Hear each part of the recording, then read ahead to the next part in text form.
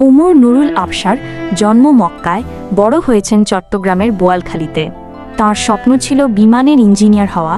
আমার সঙ্গে পরিচয়, প্রেম এবং 2023 সালের 14 আগস্ট আমাদের বিয়ে, সব কিছু যেন ছিল এক স্বপ্নের মতো। ওমর ঢাকা উত্তরাতে বাংলাদেশ বিমান এয়ারলাইন্সে ট্রেনিং করত। উত্তরাতে টিউশন করে আমাদের ছোট সংসার চালাতে হঠাৎ দেশে শুরু হলো সরকারি দমনের আন্দোলন।